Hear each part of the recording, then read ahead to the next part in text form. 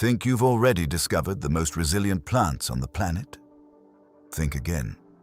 While the world was busy rediscovering tepary beans and pearl millet, 10 other extraordinary crops have been sitting in the shadows of agricultural history, quietly waiting for gardeners to wake up. These plants have fed empires, survived millennia of brutal drought, and built entire food traditions across 5 continents. Yet modern horticulture has all but abandoned them in favor of water-hungry varieties that crumble the moment rainfall gets scarce. After deep research into traditional food systems from the high Andes to the scorching African savanna, from the wind-beaten Kalahari to the flooded hillsides of Ethiopia, I've identified 10 crops that deserve an urgent comeback. These aren't novelties. They're proven, battle-hardened survivors with extraordinary nutrition profiles, deep root systems, and climate adaptations that took thousands of years to evolve.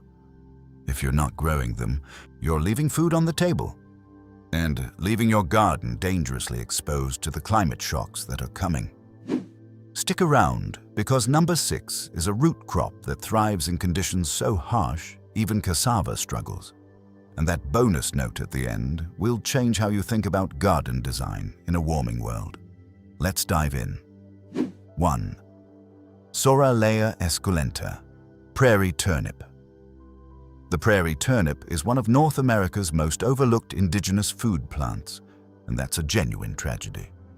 For thousands of years, Plains Indian nations relied on this starchy underground tuber as a primary carbohydrate source, digging it from the dry, windswept grasslands of the Great Plains, where virtually nothing else produced reliable food. And yet today, almost no one outside of ethnobotanical circles has ever heard of it. What makes prairie turnip so remarkable is its almost supernatural ability to thrive in thin, rocky, low-fertility soils with minimal moisture. The plant is adapted to the extreme temperature swings of continental grasslands, searing summers, brutal winters, long dry spells broken only by irregular spring rains.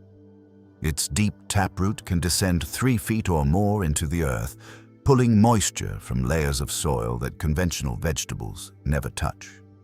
The tubers themselves are nutritious and filling, with a starchy, slightly sweet flavor reminiscent of a mild turnip crossed with a water chestnut. They can be eaten raw, roasted, boiled, or dried, and ground into a flour that stores exceptionally well through the winter. The dried flour was a critical survival food for generations of people living in some of North America's driest landscapes. For gardeners in zones 4 through 8, prairie turnip is a revelation. Plant seeds in fall for spring germination or stratify them in cold, moist conditions for 60 to 90 days before spring sowing. The plants grow slowly the first year, investing their energy in root development rather than showy above-ground growth. By the 2nd and 3rd year, tuber production becomes substantial. The plants fix nitrogen, improve soil structure with their deep roots, and require virtually no irrigation once established. This is a crop that connects you to the oldest food traditions on the continent while building serious drought resilience into your garden system. 2. Brachysteelma edulis, wild potato of the high veld. Few crops illustrate the absurdity of modern agricultural neglect as starkly as Brachysteelma edulis. This small, tuberous plant grows wild across the South African high veld and surrounding regions, producing swollen underground corms that have fed rural communities through droughts that devastated every other crop. Yet outside of southern Africa, almost no one has ever cultivated it intentionally. The plant belongs to the milkweed family and looks unassuming above ground, a low-growing herb with small, somewhat dull flowers. But below the surface, it produces dense, starchy corms packed with energy and nutrients. Indigenous communities have traditionally roasted these corms in hot ash, producing a food with a pleasant, slightly sweet, earthy flavor similar to a roasted chestnut. Brachysteelma edulis is adapted to the extreme conditions of the high veld. Thin soils, frost in winter, scorching heat in summer, and a dry season that can stretch for months without meaningful rainfall. The plants enter dormancy during the harshest periods, dying back completely above ground, while the corms wait patiently underground for better conditions. This dormancy mechanism is one of the most reliable drought survival strategies in the plant kingdom. For growers in zones 8 through 11, this plant represents an underutilized opportunity to produce a nutritious, starchy food with minimal inputs. Grow it in well-draining sandy or loam soil in full sun. Once the corms are established after the first season, the plants require almost no attention. Harvest corms in autumn when the above-ground growth dies back. A small patch can produce surprisingly substantial yields, and the corms store well when kept cool and dry. 3. Tylosema esculentum, marama bean. If there is one crop on this entire list that most urgently deserves industrial-scale rediscovery, it is the marama bean. Native to the Kalahari Desert and surrounding arid regions of southern Africa, marama is arguably the most nutritionally complete drought-tolerant legume on Earth. The seeds contain up to 40% protein and 36% fat, a nutritional profile that rivals roasted peanuts while requiring a fraction of the water to produce. The plant is a perennial vine that spreads across sandy desert soils, sending out a massive underground tuber that can weigh over 200 kilograms in mature specimens. This tuber is also edible and provides starchy, water-rich nutrition during times of drought. The vine can survive years of near-zero rainfall, retreating into its tuber during dry periods and emerging explosively when the rains eventually return. Marama beans have been eaten in the Kalahari for thousands of years. The seeds can be boiled, roasted, or ground into a flour that makes rich, protein-dense flatbreads and porridges. The roasted seeds taste remarkably similar to macadamia nuts, buttery, rich, and complex. The young leaves and shoots are also edible. This is genuinely a whole plant food system growing from one of the harshest environments on the planet. For zones 9 through 11, marama bean offers extraordinary potential as a protein crop in climates too hot and dry for soybeans or common beans. Plant seeds in deep, well-draining sandy soil in full sun. The plants establish slowly, but once the tuber develops, they are essentially indestructible. Long-term research has shown marama bean yields can be competitive with soybeans under optimal conditions, without any irrigation at all. This is a crop that deserves not just a garden bed, but serious agricultural attention. 4. Pachyrrhizus erosus. Jicama. Jicama is one of the great underappreciated vegetables of the tropics and subtropics, beloved across Mexico and Southeast Asia, but virtually absent from North American and European gardens. This climbing legume produces large, crisp, sweet tubers underground while the vines sprawl vigorously above ground, fixing substantial amounts of nitrogen and smothering weeds. What makes jicama exceptional for warm, dry climates is its combination of deep root development, heat tolerance, and the ability to store starchy food in its swelling tuber even when above-ground growth slows during drought. The plant thrives in the dry tropics and subtropics, growing vigorously in conditions that would stress many other vegetables. The tuber itself is crisp, juicy, and mildly sweet, often described as a cross between an apple and a water chestnut. It's eaten raw in salads and slaws, cooked in stir-fries, or simply sliced and eaten with lime juice and chili powder as a refreshing snack in hot weather. The raw tuber retains its crispness even after sitting cut for hours, making it a remarkably user-friendly ingredient. Grow jicama in zones 9 through 11 in full sun with well-draining soil. Plant seeds, after all, frost danger has passed and soil temperatures reach at least 65 degrees Fahrenheit. The plants need a long, warm season, 150 to 180 days, to produce full-sized tubers but even immature tubers harvested early are delicious. Remove flower buds as they form to redirect the plant's energy into tuber development. A single plant can produce 1 to 4 pounds of tuber or more in a full season, and the nitrogen left behind enriches the soil for subsequent crops. 5. Canna edulis, Akira. Most gardeners know canna as an ornamental. The tall, dramatic foliage and brilliant tropical flowers are a staple of summer garden beds across the world. But almost nobody knows that edible canna, Canna edulis, also called achira, has been a starchy staple crop in the Andean region of South America for over 4,500 years. The rhizomes of this plant produce starch of extraordinary quality, and the crop thrives in a wide range of conditions, including drought-stressed, marginal soils. Achira is remarkably adaptable. It grows in highland Andean valleys, hot tropical lowlands, and everything in between.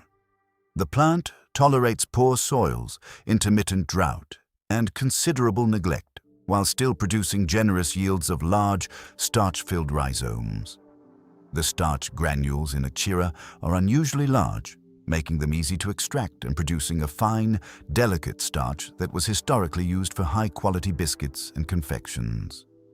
The cooked rhizomes are sweet and tender with a flavor profile that's been compared to sweet potato with a hint of artichoke. They can be roasted, boiled, or processed into flour. Young shoots and leaves are also edible. In parts of Southeast Asia, where achira was introduced centuries ago, the young leaves are commonly used to wrap and steam rice, infusing a delicate fragrance into the cooked grain. For zones 7 through 11, achira deserves a place not just in the ornamental garden, but in the serious food garden. Plant rhizomes in spring after frost danger passes. The plants grow rapidly in warm weather and tolerate dry spells that would stress conventional root crops. Harvest rhizomes in autumn when the foliage begins to die back. The yield is substantial, and the crop improves with successive seasons as the rhizome clumps expand. 6. Parkia biglobosa, African locust bean. Here is a tree that has sustained entire civilizations in West Africa for millennia, yet remains almost completely unknown to gardeners and food growers outside that region. The African locust bean is a massive, nitrogen-fixing tree that produces pods filled with a sweet, yellow pulp surrounding protein-rich seeds. Every part of this tree contributes to food security, soil health, and community resilience in some of the world's most challenging agricultural environments. The yellow pod pulp is sweet, fibrous, and rich in carbohydrates. It's eaten directly as a snack or dissolved in water as a refreshing drink. But the seeds are where this tree becomes truly remarkable. Fermented locust bean seeds, known as dawa dawa in West Africa, are one of the great flavor-building condiments of African cuisine, producing a pungent, umami-rich paste that functions similarly to Japanese miso or natto. This fermented product is a critical protein source in regions where meat is scarce or expensive. Parkia biglobosa thrives in the Sahel and Guinea savanna zones, hot, dry, seasonally water-stressed environments where few large trees survive, let alone produce food. The tree is drought deciduous, shedding its leaves during the dry season to conserve moisture, then leafing out explosively with the first rains. Mature trees develop deep root systems that access groundwater year-round.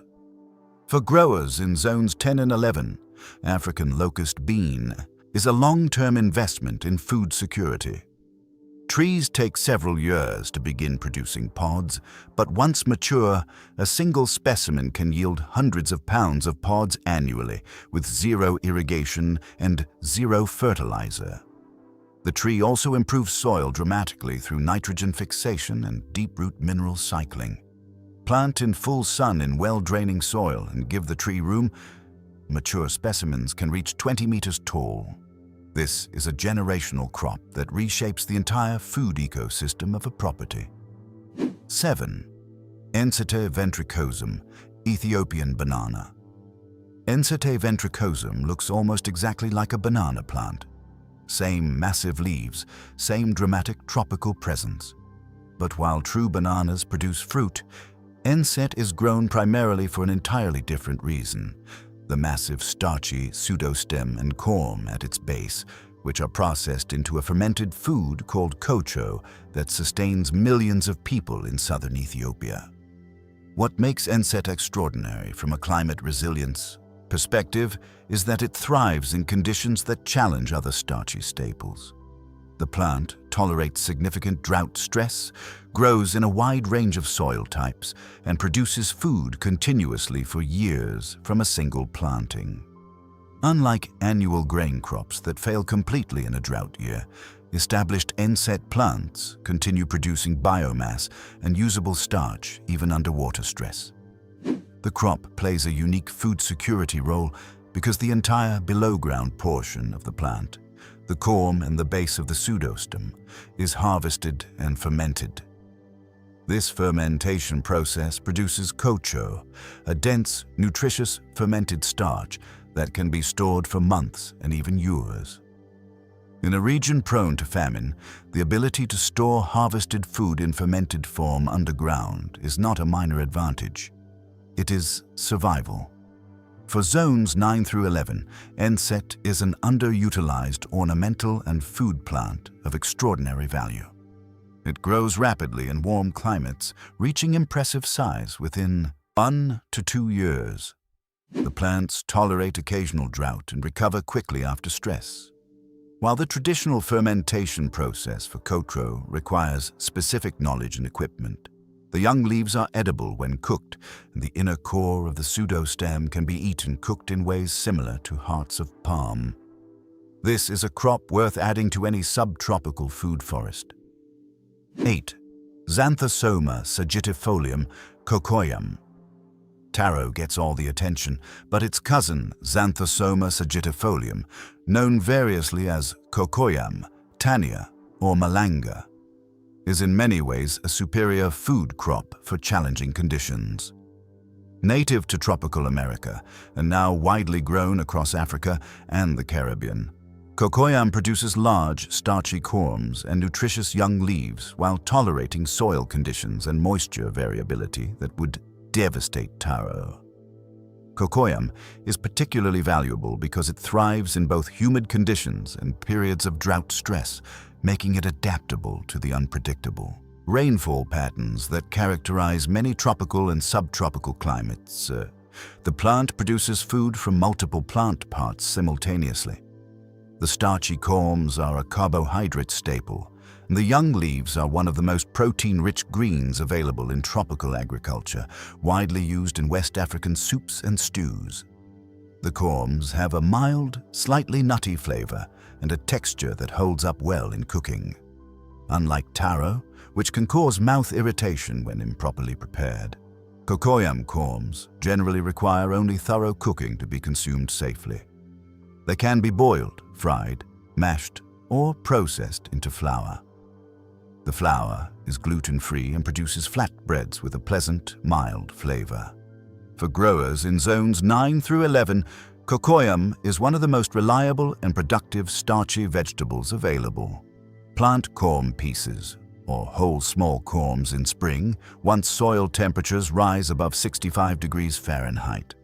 The plants grow vigorously in warm weather and are remarkably tolerant of shade, allowing them to be grown under taller trees in a food forest system.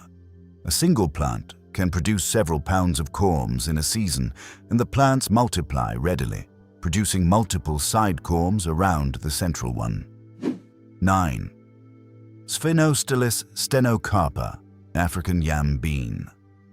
African yam bean is one of West Africa's most important traditional legumes and one of the most criminally underutilized protein crops in the world.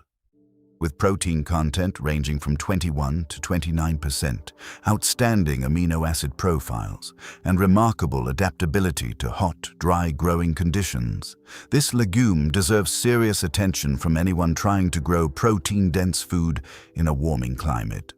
The plant is a vigorous climbing vine that produces long pods filled with seeds that range in color from white to deep brown to beautifully patterned. The seeds have a distinctive, rich, somewhat earthy flavor that many describe as richer and more complex than common beans. They're widely used in West African cuisines in soups, stews, and porridges, and they form the basis of several important fermented food products. What makes African yam bean exceptional for difficult conditions is its tolerance of poor, acidic soils, combined with its ability to produce under heat stress that shuts down many other legumes. The plant has evolved in tropical West Africa, a region of intense heat, seasonal drought, and often challenging soil conditions. It continues flowering and setting pods in temperatures that cause common beans and soybeans to abort. The deep root system mines moisture and nutrients from subsoil layers, and the roots fix substantial amounts of atmospheric nitrogen. One note for growers: African yam bean seeds require longer soaking and cooking than most legumes due to naturally occurring tannins and other anti-nutritional factors. Soak seeds for 12 to 24 hours and boil thoroughly. This extra step is a small price to pay for a crop that delivers exceptional protein yields with minimal water and fertilizer in hot, challenging climates. Plant in zones 9 through 11 in full sun after soils warm above 65 degrees Fahrenheit. 10. Mirabilis expansa, Mauca. We end with one of the most remarkable root vegetables you have almost certainly never heard of. Mauca, native to the high Andes of Colombia, Ecuador, and Peru, has been cultivated at elevations above 3,000 meters for thousands of years. It produces large, fleshy roots with a flavor that transforms completely with processing, going from bitter and astringent when fresh to sweet, mild, and pleasant after a few days of sun exposure. Mauca is adapted to the extremes of high-altitude Andean agriculture: intense solar radiation, cold nights, low oxygen, thin soils, and unpredictable water availability. The plant grows as a sprawling perennial shrub reaching 1 to 2 meters in height, producing its edible roots below ground while the above-ground growth protects the soil surface. Once established, Mauca is remarkably tolerant of drought and cold, growing in conditions that would kill most conventional vegetables outright. The roots are harvested and traditionally sun-dried or blanched to reduce their initial bitterness. After this simple processing, they become mild and sweet, with a slightly gelatinous texture that works well in stews, soups, and porridges. The leaves are also edible and nutritious when cooked. Nutritional analysis shows the roots to be a good source of carbohydrates, along with meaningful amounts of protein for a root vegetable. For gardeners in zones 8 through 10, Mauca offers a genuinely unusual opportunity to grow a cold-tolerant, drought-resilient root crop that very few people in the world are cultivating outside its native range. The plant does best in cool to moderate temperatures with well-draining soil and full sun. Start from cuttings or divisions in spring and give the plants room to spread. Harvest roots after the first full growing season and experiment with sun drying to unlock the full flavor potential of this ancient Andean gem. A final thought: diversity is your greatest drought defense. What these 10 crops share, beyond their extraordinary resilience and nutritional value, is diversity itself. They come from different plant families, different continents, different food traditions, and they solve the problem of feeding people under difficult conditions in 10 entirely different ways. Some store energy in underground corms and tubers. Some fix nitrogen and improve the soil. Some produce protein-dense seeds on next to no rainfall. Some are perennials that regenerate year after year without replanting. The greatest risk in any garden is monoculture thinking, the assumption that a small number of familiar crops will always perform. In a changing climate, that assumption becomes a liability. The crops described here represent thousands of years of agricultural wisdom accumulated by people who didn't have the option of crop failure. They bred, selected, and maintained these plants because their survival depended on it. By bringing even a few of these forgotten crops into your garden, you're not just growing food, you're building genuine resilience, preserving biodiversity that took millennia to develop, and connecting your garden to food traditions far older and more tested than anything available at your local nursery. Give these plants the chance they deserve, and they will feed you when everything else struggles.